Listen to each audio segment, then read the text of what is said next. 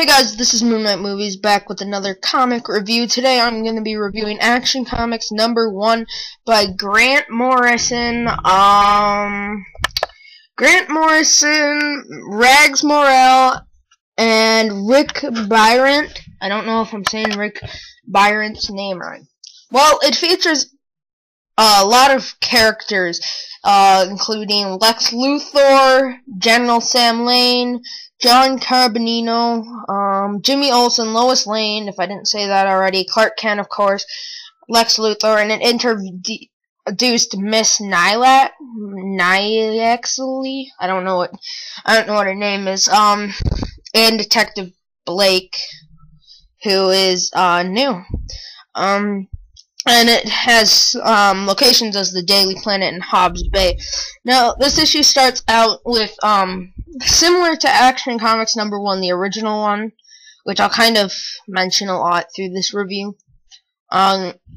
He pretty much jumps around, grabs a corrupt guy who's giving bribes and stuff, and pretty much trying to take control of Metropolis. Not really take control of Metropolis, but get a bunch of money by taking the stuff. You know what I mean.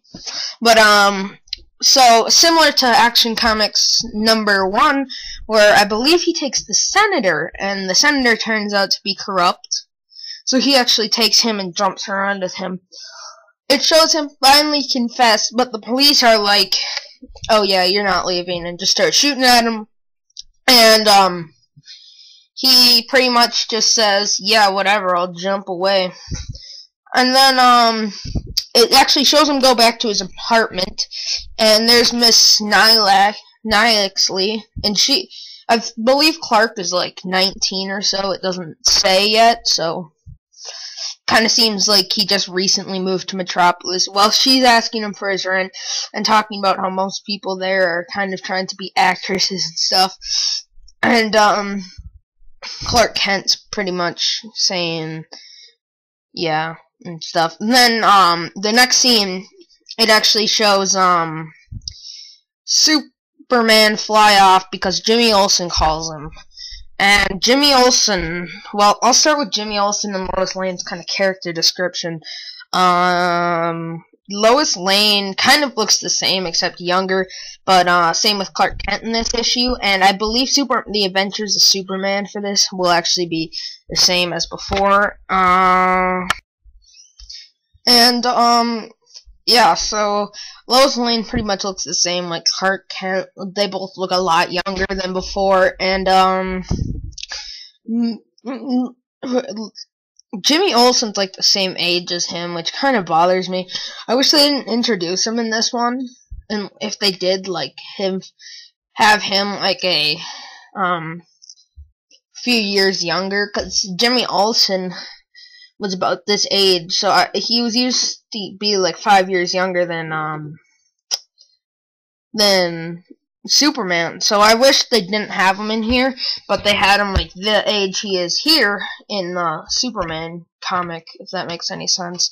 He also doesn't look at all like Jimmy Olsen. He's recognizable, and he calls him that, but I guess I'll get used to that. And Lois Lane looks pretty much the same, just younger, as I said. Lex Luthor makes like a 2-panel appearance, and you don't really learn much about him, how he acts. This Superman is a little more arrogant and stuff compared to before. And then pretty much, spoiler alert, there's like a guy pretty much tries to shoot at the subway. Superman tries to stop the subway and shows it crash into a wall, and there's Superman pretty much against a wall, unconscious or something like that. And that's pretty much where the episode ends, and it says to be continued in part 2. Now, when you compare it to the plot of the first one, it really does establish a lot like the Action Comics #1, the original one, and I like it. I don't really mind it that much. It was pretty good. I'd probably give this comic probably a 8 out of 10. I liked it, but there were some flaws. And I think I'm gonna do a few more of these reviews. This might be the only one I do. I'm not sure yet. But I'll see you next time, guys.